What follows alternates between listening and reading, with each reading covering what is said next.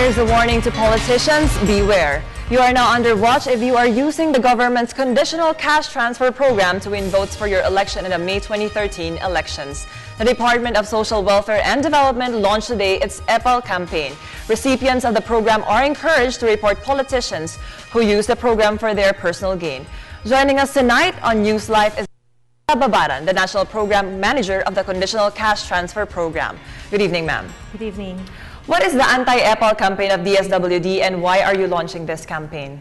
The DSWD launched the Bawalang Epal Dito campaign to protect the program, the Pantawid Pamilyang Pilipino program, from undue politicking by some politicians. So we want to arm our beneficiaries with the right information on who has the authority to include names or delist names from the program so that they will not be deceived by politicians who want to take leverage of the program to advance their political agenda. How many beneficiaries do you have at the moment and what kind of services are they gaining from the 4Ps or the Pantawid Pamilyang Pilipino program?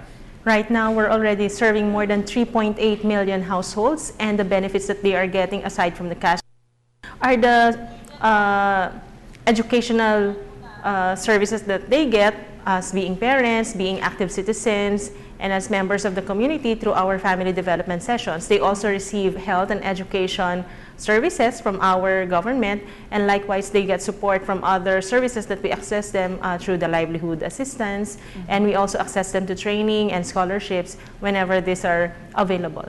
How true are the reports that there are politicians who are using the Conditional Cash Transfer Program to promote their own candidacy? Well, by now we're already serving more than 50 cases of complaints that we received starting the start of the year. Last year we were only receiving about 3 cases, but with the start of the year, there are now more than 50 cases reported to us that involve allegedly threatening our beneficiaries that they will be delisted from the program if they will not support them in the upcoming elections. So it is not true that these politicians have the right to remove them from the program. So what can remove them from the program if that's possible? Yes, definitely that's not true. So the only authority to remove and or add beneficiaries to the program is the DSWD through the national office or through the regional offices, and also the beneficiaries themselves. If they will not comply with the conditions of the program, they can be delisted from it. How do these beneficiaries report the threats from these different politicians or candidates this coming elections? Yes, there are various ways that they can report these erring politicians to us, but primarily we want them to report to us through the text hotline. That's 0918-92813. We believe that's the most available means right now for our masses. There are also several news that there are some DSWD employees in the different offices that are connected with some politicians, threatening them to that they will have something to do with the listing of the beneficiaries. Is this correct? Yes, we received such reports in the last year. So what we did was we suspended them pending the investigation. But later on, if we found that they are really, there's no basis for the allegation, we reinstate them to the program in their employment. For other cases that were reported to us, we immediately act on it and we demand that they be suspended by the regional offices. Ma'am, did the politicians have inputs in providing recipients for the program, and what is your basis in determining who are the recipients of the program?